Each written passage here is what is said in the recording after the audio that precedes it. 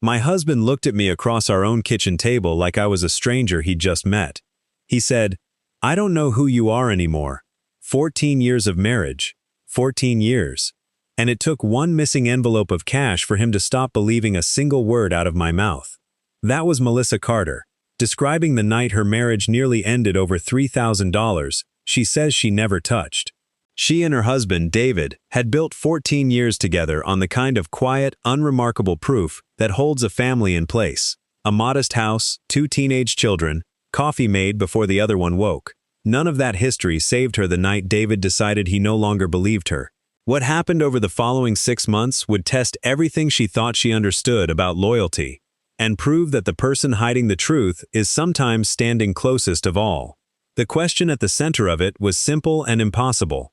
How does a woman prove her innocence to a man who has already decided she is guilty? Melissa and David met at 28, at a barbecue neither of them had planned to attend. He proposed 2 years later in front of his mother, Patricia Carter, a widow who had raised David alone since he was 9 years old, and who cried through the entire ceremony from the front row. Patricia, Pat, to everyone who loved her, welcomed Melissa without hesitation, taught her the family cornbread recipe by hand, and sat beside her through 2 difficult pregnancies, while Melissa's own mother lived 4 states away.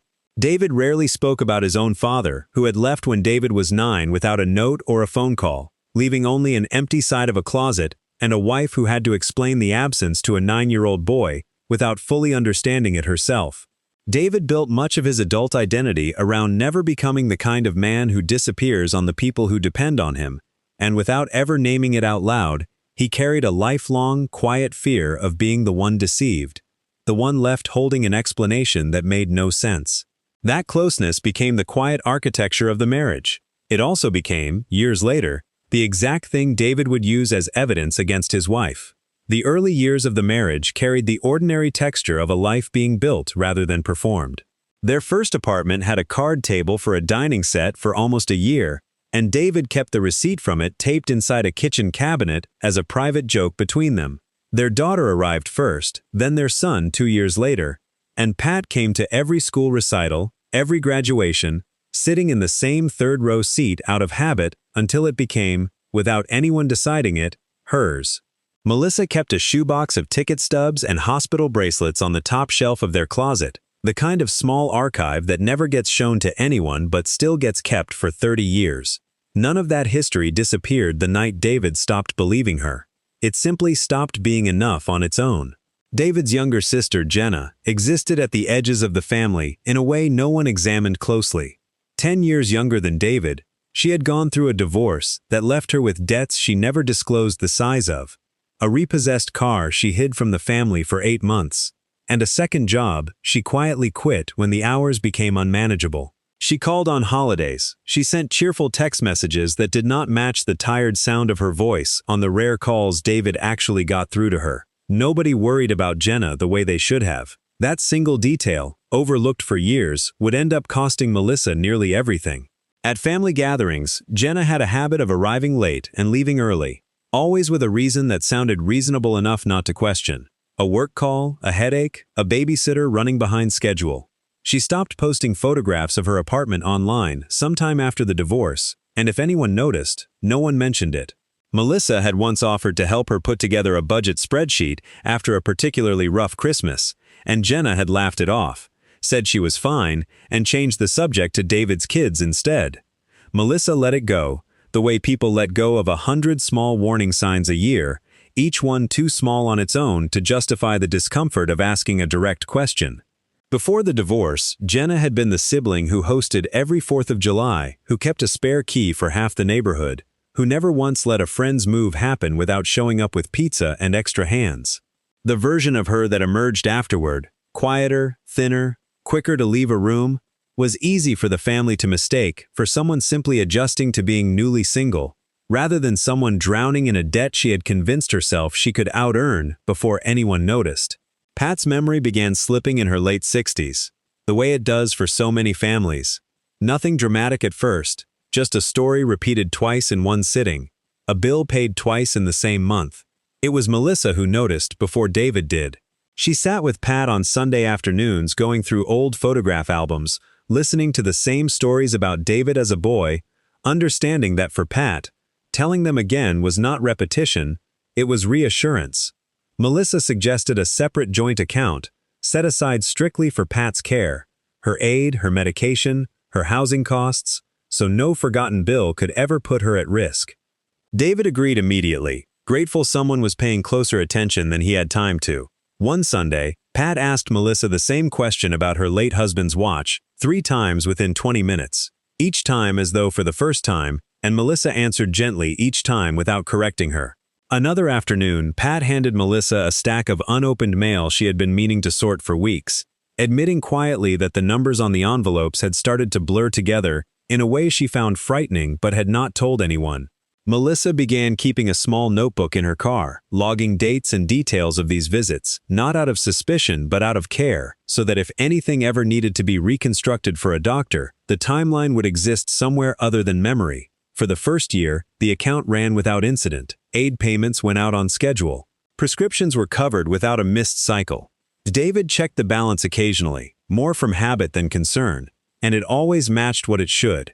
Then, slowly, it stopped matching. The first discrepancy was $60, small enough that Melissa assumed a duplicate charge from the pharmacy and let it go without much thought. She mentioned it to David once, in passing, and he said nothing at the time. He did, however, remember it. He filed it away in the part of his mind where small, unresolved things sit quietly, waiting for enough of them to accumulate into a pattern he could no longer ignore. Through the winter months that followed, David began keeping his own private ledger on his phone, a note titled simply, "Account," where he jotted dates and dollar amounts whenever something looked slightly off. He never showed it to Melissa. He would sit in his car in the driveway for a few extra minutes after work, scrolling through the note before going inside, rehearsing questions he did not yet ask. Melissa, unaware any of this was happening, continued visiting Pat every Sunday as she always had, bringing groceries in the same 2 canvas bags, sitting at the same corner of the kitchen table where she had sat for over a decade. The real shift, looking back, was not the $60. It was the night David asked Melissa, almost casually, whether she had visited his mother that week, a question he already knew the answer to, because she told him every single time she went. It was not the words that mattered, it was the tone underneath them, the sound of a story being quietly checked against something. Melissa answered honestly, as she always did, and went back to loading the dishwasher. She did not yet understand that she had just been tested, or that the test would repeat itself, in slightly different forms, for months to come. By the 5th month, the missing amounts had stopped being small enough to explain away. $300 disappeared in March, $420 in April. Then, in the first week of May, $800 vanished in a single withdrawal that neither of them could account for. $800 was not an accounting error. It was a decision someone had made. David did not confront Melissa immediately. Instead, one night after she had gone to sleep, he opened his laptop at the kitchen table and went through the account's transaction history line by line, searching for a pattern. He found one. Every unexplained withdrawal lined up with a day Melissa had visited his mother. He carried that information for 3 days without saying a word. 3 days of watching his wife cook dinner, help their daughter with homework, fall asleep beside him, all while quietly wondering whether he knew the woman lying next to him at all. When he finally spoke, it was not gentle. He asked, flatly, whether she had access to the account's debit card. She said yes, as she always had. He asked if anyone else could have used it. She said she would check. Then he asked the question that changed the temperature of their marriage permanently, whether there was something she needed to tell him. She said no, because there was not. The way he looked at her told her he had already decided her answer did not matter. In the days after that conversation, David began quietly changing small habits without explaining why. He asked to see the receipts from Melissa's grocery runs, something he had never done in 14 years. He started logging into the account himself instead of asking her for updates, checking it most mornings before his coffee finished brewing. Melissa noticed the shift immediately, the way he set his phone face down when she walked into a room, the way a conversation would stop half a second too late after she entered. She said nothing at first, telling herself it was stress from work, hoping whatever had unsettled him would pass on its own before it required a name. Before we go any further, let us know in the comments where you are watching from. We would love to hear from you, and do not forget to hit that subscribe button so you never miss any of our upcoming videos. What followed was not one explosive argument, but something harder to survive. 6 weeks of a marriage running on cold civility. David stopped asking about Melissa's day. He left the room when she took phone calls. Once, she found him quietly recounting the cash in her wallet while she showered, and when she asked what he was doing, neither of them believed the answer he gave. Each time she tried to raise the subject honestly, David circled back to the same accusation in different words. She was the one with access. She was the one there every week. And if it was not her, then who else could it possibly be? Their 15-year-old daughter noticed before either parent said a word about it directly. She stopped bringing friends over on weekends, later admitting she had not wanted anyone to hear how quiet dinner had become. Melissa started taking longer showers than usual, not for the water, but for the 10 uninterrupted minutes it gave her before facing the kitchen again. David, for his part, began working later than his job required, sitting in an empty office long after his coworkers had gone home, telling himself it was overtime rather than avoidance. Their 12-year-old son asked Melissa directly one night, while she was tucking him in, whether she and his father were going to get a divorce, a word she had not realized he even understood the full weight of yet.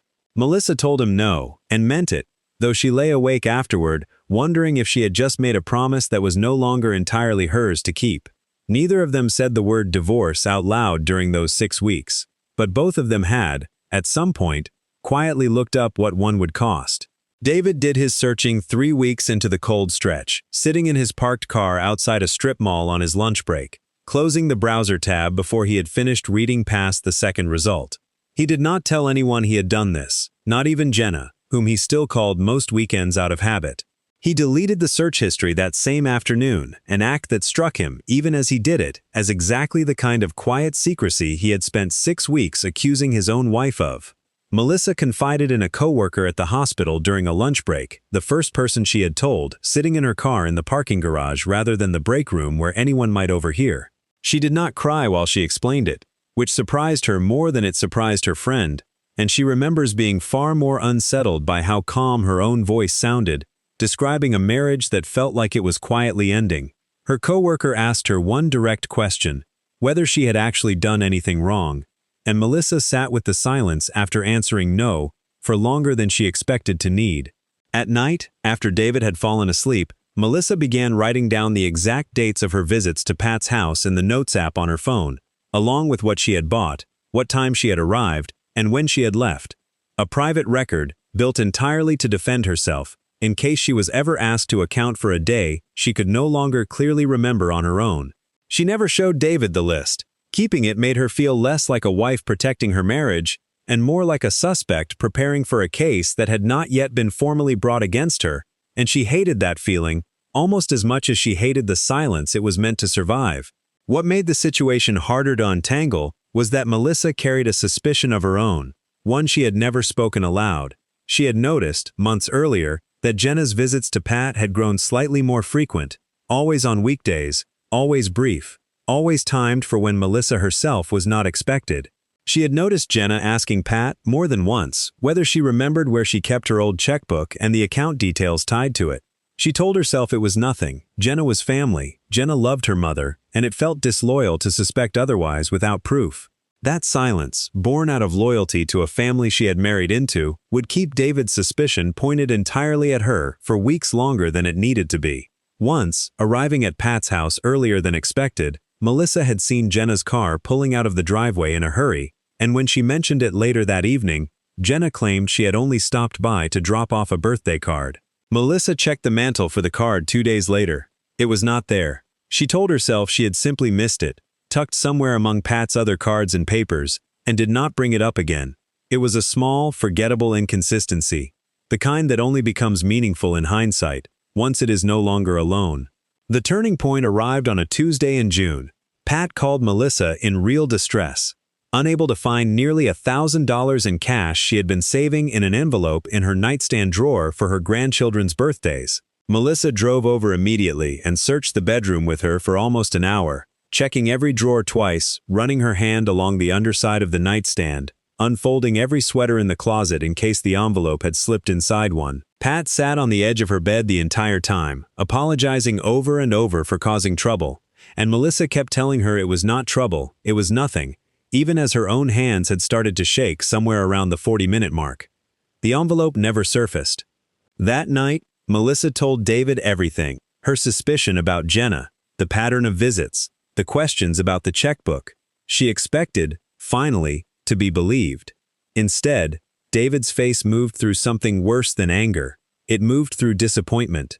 He asked her if she was really going to blame his sister simply because she had no better explanation of her own. In that moment, Melissa understood the depth of what had happened over 6 weeks. David was not only doubting the missing money, he was doubting her character, and somewhere in the silence between them, he had constructed an entire version of his wife capable of stealing from his own ailing mother and lying about it to his face for months. That imagined version of her had, without either of them fully noticing, become more real to him than 14 years of evidence standing directly in front of him. It was Melissa, not David, who suggested installing a camera above Pat's front door, not to catch a thief, though part of her hoped it might, but because she needed proof that existed outside of her own voice, which had clearly stopped being enough on its own. David hesitated when she first said it, arguing that his mother would feel watched in her own home, that it might upset her more than it helped.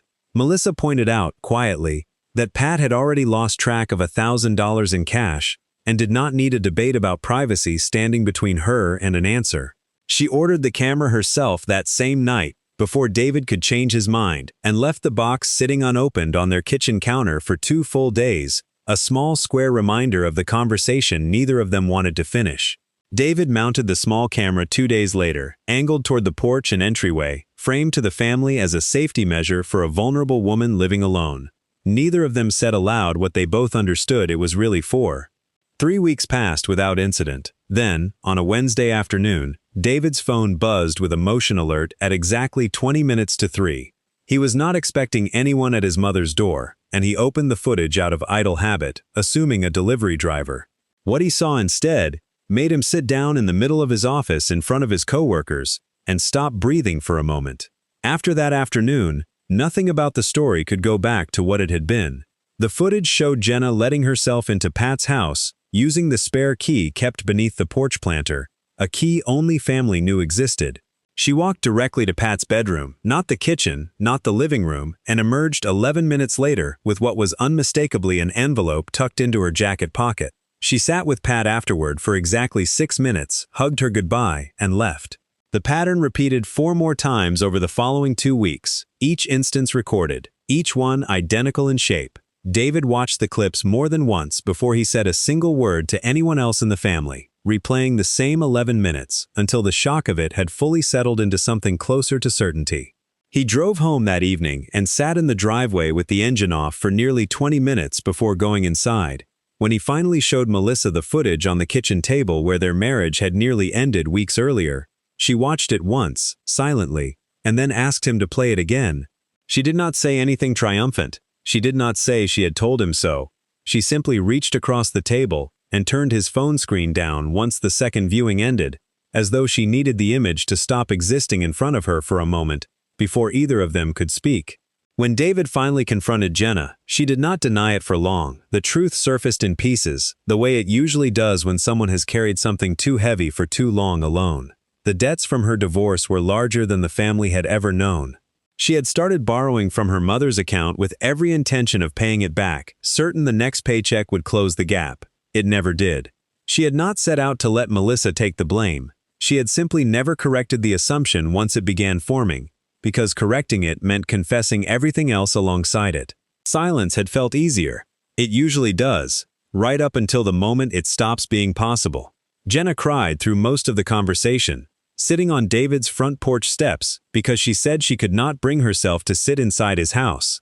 She admitted she had rehearsed a version of this confession in her head more than once, standing in her own bathroom mirror, and had never once been able to finish the sentence out loud. She told David she had watched Melissa take the blame for months, and had told herself, each time, that she would fix it before anyone got hurt too badly. She had not accounted for how badly her brother's marriage would fracture in the meantime, and when David told her exactly how close he had come to ending it, she put her face in her hands and did not speak again for a long time. David had his own uncomfortable truth to sit with, one that took him considerably longer to say aloud than it took his sister to confess hers. For 6 weeks, he had constructed an entire narrative of his wife's guilt, built not on evidence, but on the shape of his own fear. Fear of being the one person in the family who had not seen betrayal coming. Fear of being made a fool by someone he loved. Fear that made it easier to suspect the person closest to him than to imagine his own sister struggling, or his own judgment failing. He apologized to Melissa the night he watched the footage a third time, sitting on the edge of their bed with his face in his hands, the words coming out disjointed and unfinished, interrupted by long silences where he clearly did not know what to say next. Melissa did not forgive him immediately, and the story would be dishonest if it pretended otherwise. There is a particular exhaustion in being disbelieved by the person meant to know you best, not disbelieved once, but slowly, across weeks, in 100 small, deniable moments that only became unmistakable once assembled. That exhaustion does not vanish the instant the truth arrives. For a stretch of nights, Melissa slept in their daughter's old room, not from anger exactly, but from a need for distance she could not fully explain even to herself. David did not push her back before she was ready, and that restraint became, in its own quiet way, part of the apology he owed her. Pat's grief, once she understood what had happened, had nothing to do with the missing money. Her first instinct was not anger toward Jenna, but sorrow that her daughter had been struggling badly enough to do this rather than simply ask for help. She said, more than once in the weeks that followed, that she would have found a way if Jenna had only told her the truth. When David sat with his mother to explain what the footage actually showed, Pat listened without interrupting, then asked to see the recordings herself, watching each clip of her own daughter walking through her bedroom with the same quiet attention she once gave old photographs. She did not cry until the third clip, and when she did, it was not anger in her voice, but a kind of tired tenderness, repeating that she wished someone had simply asked her for help instead of taking it. Jenna began repaying the money in small monthly installments, alongside sessions with a financial counselor David insisted on, starting a long and uneven process of rebuilding trust with a family she had quietly deceived for months. David and Jenna did not speak for almost 3 weeks after the confrontation, an unusually long silence for two siblings who had exchanged a text message almost every day of their adult lives. When they finally spoke again, it was Jenna who called first, holding her counselor's first invoice in her hand as proof that she had actually followed through on something she had promised. Rather than offering another apology David had already grown tired of hearing without evidence behind it. Some holidays that year were tense in ways they had never been before. Some conversations still moved more carefully than they used to. That Thanksgiving, Jenna arrived early instead of late for the first time in years, carrying a dish she had made herself instead of a store-bought one, and stayed until the dishes were done. Nobody mentioned the account out loud at the table, but the children noticed their aunt help clear plates without being asked, and Pat kept reaching over during dinner to pat Jenna's hand for no clear reason. Melissa watched from across the table and felt something she had not expected to feel that day, which was less like forgiveness and more like the slow, unglamorous work of two people learning to sit in the same room again without flinching. It has been just over a year since the footage from that front door camera changed the shape of the Carter family. David and Melissa still sit most evenings at the same kitchen table, where he once told her he no longer knew who she was, though the silence between them now carries an entirely different weight. David describes the 6 weeks of suspicion as a kind of temporary blindness, not because he stopped loving his wife, but because fear has a way of rewriting the story we tell ourselves about the people closest to us, filling empty spaces with our worst assumptions instead of our best evidence. He still keeps the original notification clip saved on his phone, not to relive it, but as a reminder of exactly how convincing certainty can feel when it is built on fear rather than truth. In the months after the truth surfaced, David and Melissa spent several sessions with a marriage counselor Melissa had found on her own, insisting on it before she would agree to move back into their bedroom. In the first session, the counselor asked David a single question that stayed with him longer than anything else discussed that hour: whether he had been looking for evidence of his wife's guilt or evidence of her innocence during those 6 weeks. David sat with the question for nearly a full minute before admitting, quietly, that he had never once gone looking for the second kind. Melissa has made peace with most of it, though she still notices a slightly too long pause before David answers a simple question, an old instinct to over-explain where she has been. She has stopped apologizing for things she never did.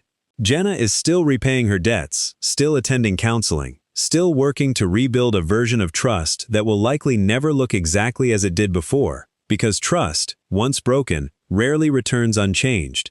It comes back reshaped, more careful, more honest about its own limits, and that, in the end, may be the only realistic form repair can take. On a recent Sunday, Melissa sat at Pat's kitchen table going through photograph albums exactly as she had for over a decade, and Pat, without any prompting, told her she was grateful someone in this family had never stopped showing up. Melissa did not correct her, did not mention the 6 weeks she had spent proving she deserved to be there. She simply refilled Pat's coffee and let the moment stand on its own. Outside, the small camera above the front door still blinked its quiet red light, recording nothing more dramatic these days than delivery trucks and neighborhood cats. A piece of hardware that had once exposed a family's worst month, now doing exactly the ordinary job it was originally installed for. This is not a story about a missing envelope of cash. It is a story about how quickly suspicion roots itself in even the steadiest marriage, once fear is given enough silence to grow inside, and about the difference between protecting someone you love and protecting them at the cost of your own name. The camera above Pat's front door was never meant to watch a wife. It was meant to watch over an old woman living alone, and in the end, it did something neither David nor Melissa expected. It forced two people who loved each other to see exactly how easily love can be talked out of trusting what it already knows. Somewhere in every long marriage sits a version of that same quiet test, waiting for fear to arrive and ask its questions. The Carters did not have a dramatic reconciliation scene, no single moment where the marriage was declared repaired. Instead, trust returned the way it usually does in real families, in small, unremarkable increments. A shared laugh that came easily again, a hand held without either of them thinking about it first, an evening where neither one checked the other's phone or the other's story out of habit. What the Carter family learned, at real cost to all of them, is that the truth rarely announces itself. It waits behind a locked door, on a length of recorded tape, for someone brave enough to stop assuming and finally look.